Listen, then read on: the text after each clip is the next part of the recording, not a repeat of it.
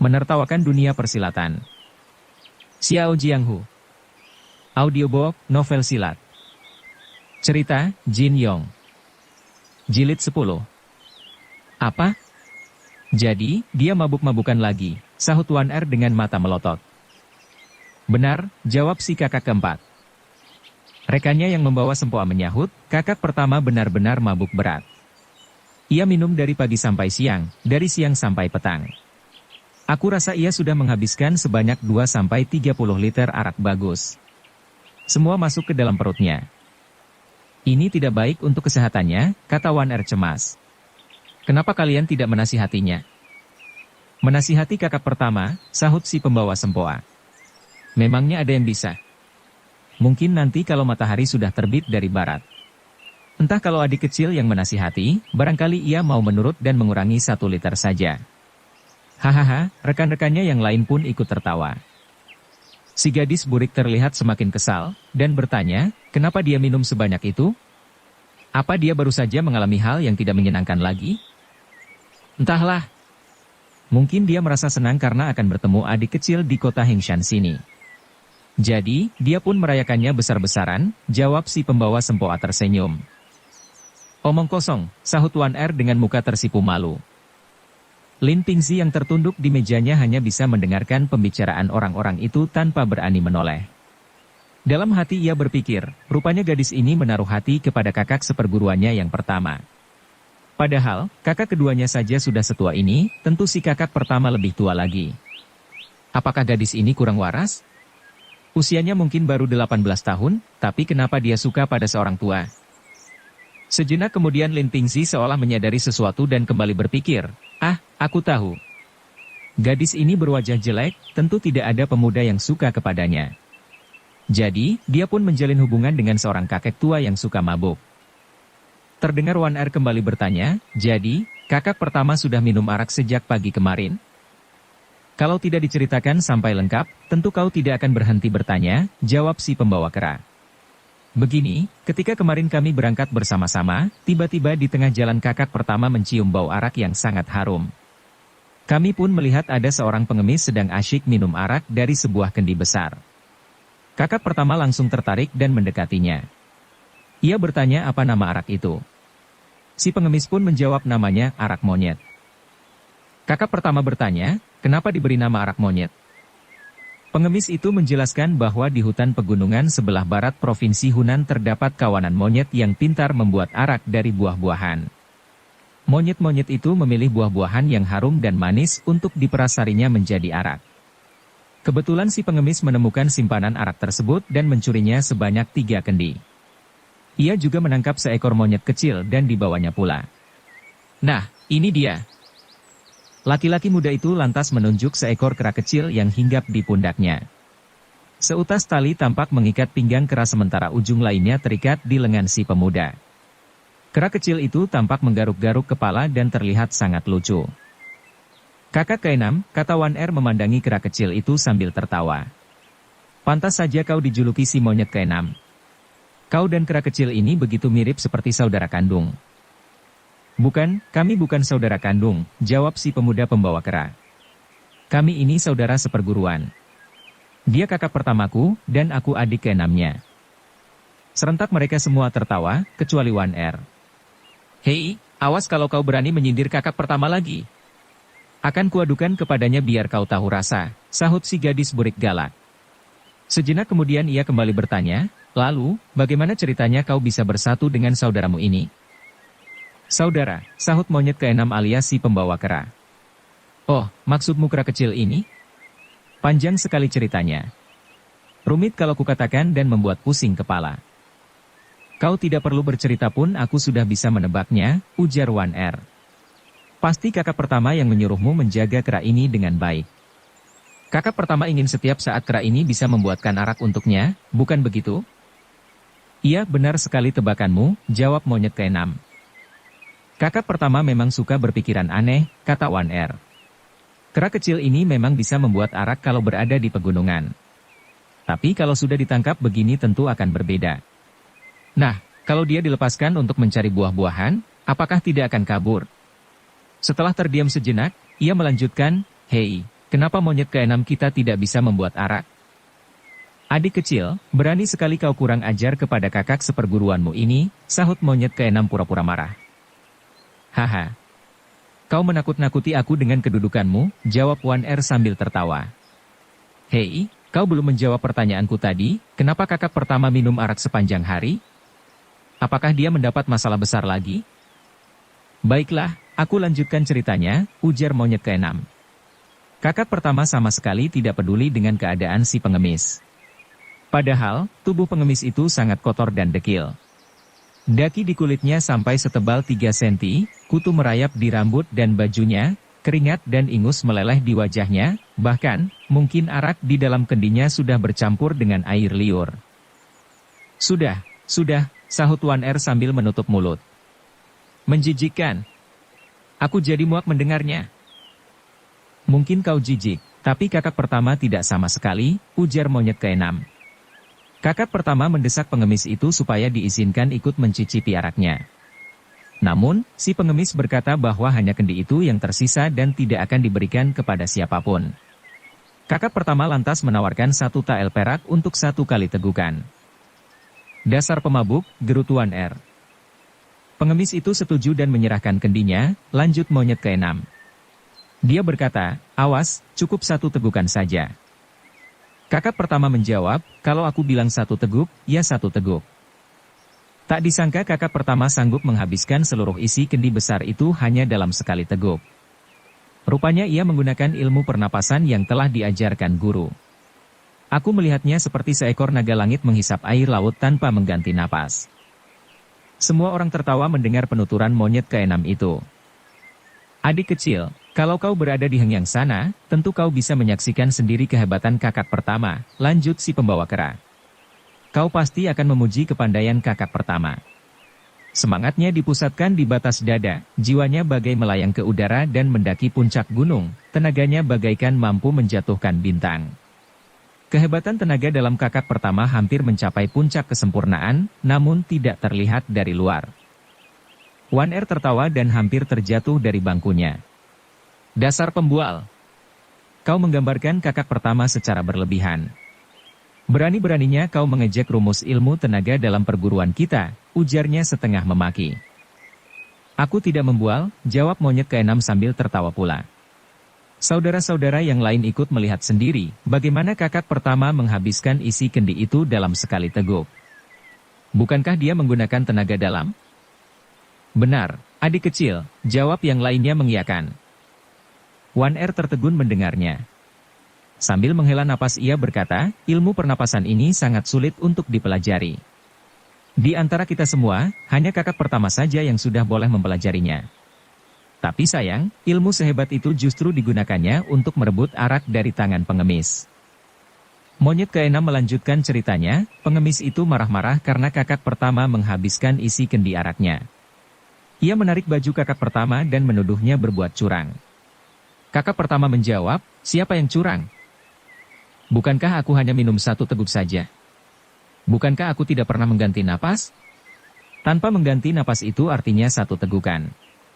Tidak peduli 1 tegukan besar atau kecil, yang penting 1 tegukan.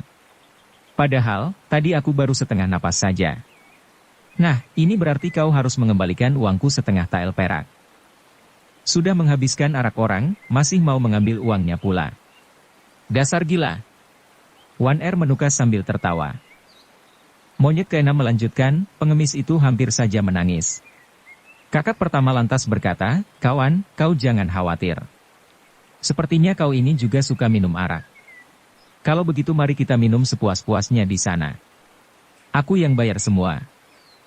Kakak pertama lantas menarik tangan pengemis itu dan membawanya masuk ke dalam sebuah kedai arak di tepi jalan. Mereka berdua lalu minum bersama dengan gembira. Kekuatan pengemis itu lumayan juga. Kami terpaksa harus menunggu sampai siang. Karena senang, pengemis itu memberikan kera kecil miliknya saat diminta kakak pertama. Kera itu lalu diserahkan kepadaku agar dijaga dengan baik. Ketika siang berganti petang, si pengemis akhirnya roboh dan tak sanggup lagi. Sementara itu kakak pertama masih saja menenggak araknya. Bicaranya sudah mulai melantur. Kami disuruh berangkat lebih dulu dan dia akan menyusul kemudian. Jadi seperti itu ceritanya. Dia minum hanya untuk bersenang-senang, kata Wan Er. Apakah orang itu anggota partai pengemis? Tidak mungkin, sahut si kakak keempat yang berdandan kuli. Kami tidak melihatnya membawa kantong seperti anggota partai pengemis pada umumnya. Wan Er lantas memandang keluar dan menggumam sendiri, jika kemarin kau tidak tertinggal dan bisa datang ke sini bersama yang lain, tentu kau tidak akan kehujanan. Kisah dari Gunung Kinceng. Monyet keenam kembali berkata, adik kecil, kau bilang baru saja mengalami kejadian-kejadian aneh bersama kakak kedua. Nah, sekarang giliranmu yang bercerita kepada kami. Mengapa harus buru-buru, sahut Wan Er. Nanti saja kalau kakak pertama sudah datang, baru aku ceritakan semuanya. Malas rasanya kalau aku harus mengulang-ulang cerita. Di mana kalian berjanji untuk bertemu? Entahlah. Kota Hengshan ini sangat besar, dan sekarang begitu ramai, jawab monyet keenam. Hei, kau ini maunya menang sendiri. Kau memaksaku bercerita kenapa kakak pertama sampai tertinggal, tapi kau jual mahal tidak mau bercerita pengalamanmu bersama kakak kedua. Pikiran gadis itu rupanya sedang melayang entah kemana. Ia hanya berkata, biar kakak kedua saja yang bercerita. Sejenak ia menoleh ke arah Lin Pingxi yang duduk membelakanginya, kemudian berkata, di sini terlalu banyak mata dan telinga. Sebaiknya nanti saja bercerita, di dalam penginapan. Saudara seperguruannya yang bertubuh jangkung sejak tadi hanya diam tanpa bicara, kini menyahut, semua penginapan di kota ini sudah penuh. Tidak enak juga kalau kita harus merepotkan keluarga Paman Liu. Nanti kalau kakak pertama datang, sebaiknya kita beristirahat di dalam kuil saja. Bagaimana menurutmu, kakak kedua? Si kakak kedua alias kakek Sa mengangguk dan menjawab, tidak masalah. Kita tunggu kakak pertama di sini. Selama si kakak pertama belum datang, orang tua ini menjadi pengambil keputusan di antara mereka. Monyet keenam merasa tidak sabar menunggu. Ia pun berbisik mendesak kakek Sa, kakak kedua, jangan pedulikan si bungkuk itu. Sejak tadi dia sudah duduk di sini tanpa bergerak sedikit pun. Mungkin dia itu seorang dungu. Bagaimana hasil penyelidikan kalian di kota Fuzhou? Apakah perguruan Kinceng benar-benar menghancurkan biro ekspedisi Fui? Lantas, apakah keluarga Lin benar-benar tidak memiliki kepandaian sejati? Mendengar keluarganya disebut-sebut, Lin Pingxi berusaha memusatkan perhatiannya dengan lebih seksama. Namun kakek Sa justru mengalihkan pembicaraan, kami bertemu guru di kota Changsha. Beliau menyuruh kami pergi ke Hengshan sini untuk bertemu kakak pertama dan kalian semua. Sebelum bercerita tentang pengalaman kami di kota Fuzhou, aku ingin bertanya lebih dulu, mengapa Paman mau memainkan ilmu pedangnya yang hebat itu di sini? Apakah kalian tadi melihat semuanya? Ya, kami menyaksikannya langsung, jawab monyet keenam. Ia kemudian bercerita panjang lebar tentang orang-orang yang membicarakan upacara cuci tangan baskom emas yang akan diadakan Liu Zhengfeng 3 hari lagi. Ia juga menceritakan bagaimana Tuan Besar Mo tiba-tiba muncul dan memperagakan kehebatannya, sehingga menutup mulut para pengunjung rumah minum yang membicarakan hal yang buruk-buruk tentang dirinya. Begitu rupanya, gumam kakek Sa sambil mengangguk. Banyak orang yang mengatakan bahwa Paman Mo dan Paman Liu kurang rukun meskipun berasal dari perguruan yang sama. Kali ini Paman Liu mengadakan upacara cuci tangan baskom emas. Aku masih belum paham mengapa Paman Mo tiba-tiba muncul dan memamerkan kesaktiannya, kemudian menghilang begitu saja. Sungguh aneh. Kakak kedua, kabarnya pendeta Tianmen ketua perguruan Taishan juga hadir. Bahkan, rombongan beliau sudah tiba di kediaman keluarga Liu, ujar si pembawa sempoa. Kakek agak terkejut dan bertanya, pendeta Tianmen juga hadir secara langsung? Kalau begitu ini berita bagus untuk Paman Liu. Jika nanti terjadi perselisihan antara kedua tokoh Hengshan itu, maka Paman Liu tidak perlu gentar menghadapi Paman Mo. Wan Er bertanya, kakak kedua, kalau menurutmu, pendeta Yu dari perguruan Kinceng akan berada di pihak mana? Mendengar, pendeta Yu dari perguruan Kinceng, disebut, seketika Lin Pingxi merasa dadanya seperti dihantam palu godam. Monyet keenam dan yang lain serentak bertanya, pendeta Yu juga datang? Padahal jarang sekali dia meninggalkan Gunung Kinceng. Wah, kalau demikian di kota Hengshan ini akan terjadi keramaian besar. Banyak tokoh silat papan atas berdatangan kemari. Jangan-jangan akan terjadi pertarungan seru. Adik kecil, dari mana kau tahu pendeta Yu akan datang? Wan Er menjawab, tahu dari mana? Aku bahkan melihat sendiri dia datang. Kau melihat pendeta Yu datang kemari? Ke kota Hengshan ini, tanya monyet keenam. Tidak hanya di Hengshan, tapi aku juga melihatnya di Fujian dan Jiangxi, jawab si gadis burik. Memangnya ada urusan apa pendeta Yu pergi ke Fujian, sahut si pembawa sempoa. Adik kecil, aku yakin pasti kau tidak tahu seluk-beluk permasalahannya. Kakak kelima, ujar Wan Er. Sebenarnya aku ingin bercerita banyak hal kepadamu. Tapi karena kau mengolok-olok, aku jadi malas untuk melanjutkan. Monyet keenam tidak sanggup menahan rasa ingin tahunya. Ia pun berkata, masalah ini hanya menyangkut perguruan Qingcheng. Andaikan ada orang lain yang mendengar juga tidak menjadi soal. Kakak kedua, ceritakanlah semua kepada kami, mengapa pendeta Yu datang ke Fujian? Bagaimana pula kalian bisa bertemu dengannya? Pemuda pembawa kera itu sama sekali tidak tahu kalau Lin Pingxi diam-diam juga berharap bisa mendengar percakapan mereka lebih lanjut. Sebenarnya aku ingin menunggu kakak pertama datang, ujar kakek Sa. Tapi sepertinya hujan bertambah deras dan tidak ada hal lain yang bisa kita lakukan. Baiklah, aku akan bercerita sambil mengisi waktu luang. Akan kuceritakan semuanya sejak awal. Setelah kalian mengetahui seluk-beluk permasalahan ini, maka kalian bisa berjaga-jaga apabila bertemu dengan orang-orang Qingcheng. Nah, pada bulan 12 yang lalu, kakak pertama telah menghajar murid-murid andalan perguruan Qingcheng bernama Hou Renying dan Hong Renxiong. Hahaha, tiba-tiba monyet keenam tertawa mengejek. Apanya yang lucu, sahut Wan Er galak. Aku menertawakan kedua murid Qingcheng itu yang berlagak sombong dengan memakai nama Renying dan Renxiong segala. Haha, mereka bahkan memamerkan nama belakang. Ying Xiong Haoji, 4 jagoan Qingcheng. Lihatlah, namaku hanya Lu Dayou, cukup sederhana dan tidak muluk-muluk, juga tidak mengundang masalah, ujar monyet keenam yang ternyata memiliki nama asli Lu Dayou itu. Tidak juga, sahut Wan Er. Kalau bukan karena margamu Lu yang berarti 6, ditambah lagi karena kau ini murid ke-6 dalam perguruan kita, mana mungkin kau dijuluki si monyet ke-6? Boleh juga, jawab Lu Dayou sambil tersenyum. Kalau begitu mulai hari ini aku akan mengganti namaku menjadi. Sudah, jangan memotong pembicaraan kakak kedua, sahut yang lainnya. Baik, jawab Lu Dayou tapi mulutnya masih tertawa cekikikan. Wan Er kesal melihat kakak ke-6-nya itu. Ia pun menegur, sebenarnya kau ini menertawakan apa? Dasar menyusahkan. Aku teringat saat Hou Renying dan Hong Renxiong jatuh terguling-guling setelah dihajar kakak pertama. Lebih lucu lagi, mereka tidak tahu sedang berhadapan dengan siapa, jawab Lu Dayou. Waktu itu aku juga berada di sana, bersama kakak pertama di lantai 2 sebuah rumah makan. Kakak pertama sedang minum arak dan ia kesal mendengar nama-nama mereka yang sok pahlawan itu. Kakak pertama lalu berteriak mengejek. Anjing liar babi hutan, 4 binatang dari Qingcheng. Tentu saja Hou Renying dan Hong Renxiong tersinggung. Mereka langsung naik ke loteng untuk melabrak, tapi belum apa-apa keduanya sudah ditendang kakak pertama hingga jatuh terguling-guling di tangga kedai. Lucu sekali. Mendengar itu Lin Pingxi merasa sangat terhibur. Rasa simpatinya kepada si kakak pertama langsung muncul. Meskipun ia tidak mengenal siapa itu Hou Renying dan Hong Renxiong, tapi yang jelas keduanya adalah saudara seperguruan Fang Renzi dan Yu Renhao. Ia membayangkan betapa malu kedua murid Qingcheng itu ketika tubuh mereka terguling-guling di tangga loteng rumah makan tersebut. Sakit hatinya terasa agak berkurang meskipun kejadian itu berlangsung sebelum perguruan Qingcheng menghancurkan biro ekspedisi Fui. Hou Renying dan Hong Renxiong jatuh terkena tendangan.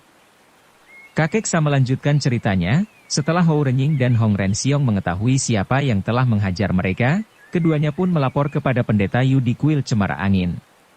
Beberapa hari kemudian, guru menerima sepucuk surat dari pendeta Yu yang berisi permohonan maaf karena tidak bisa mendidik murid-murid Qingcheng dengan baik sehingga membuat kakak pertama kita tersinggung.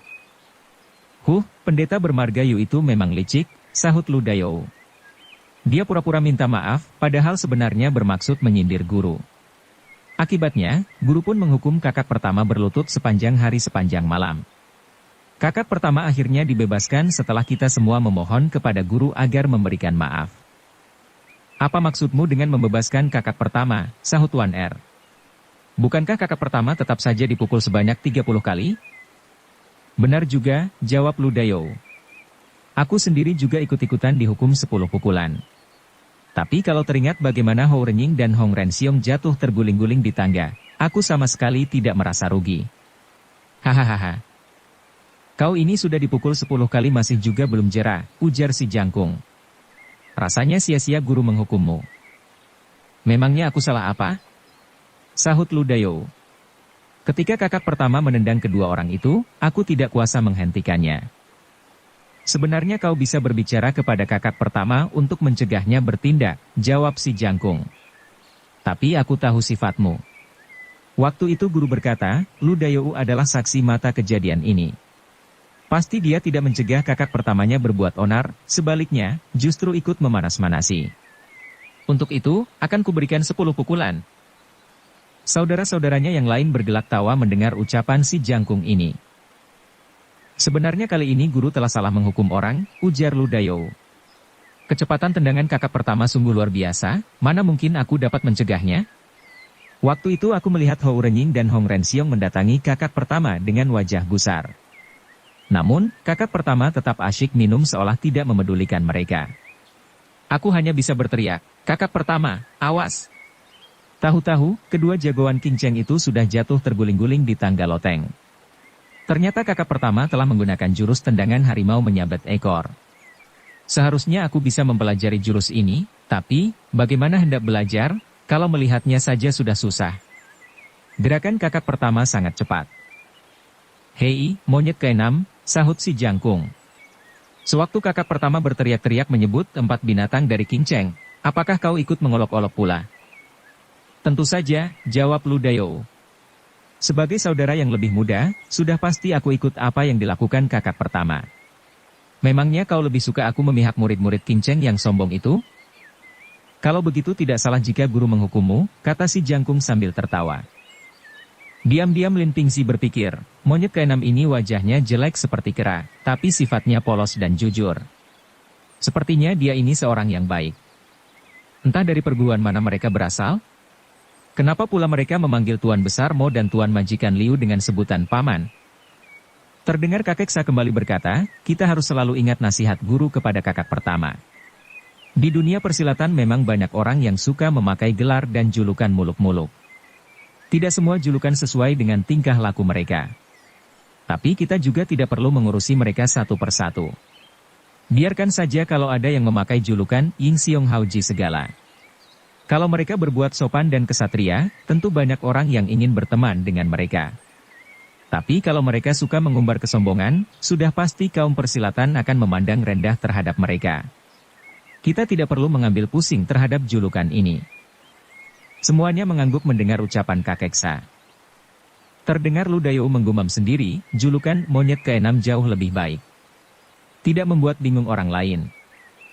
Kakek Sa tersenyum dan melanjutkan ceritanya, kekalahan Hou Renying dan Hong Renxiong karena ditendang kakak pertama sudah pasti menjadi aib yang memalukan bagi perguruan King Cheng. Tentu saja tidak ada yang berani membicarakan hal itu, bahkan, hanya sedikit murid-murid King Cheng yang mengetahuinya. Guru sendiri juga berpesan kepada kita untuk tidak menyebarluaskan kejadian ini, supaya tidak terjadi perselisihan di antara kedua perguruan. Maka itu, untuk selanjutnya ceritaku ini jangan diungkit-ungkit lagi. Ah, kehebatan ilmu silat perguruan King Cheng menurutku hanya omong kosong belaka, sahut Lu Dayou acuh tak acuh. Sekalipun kita berselisih dengan mereka juga tidak menjadi masalah.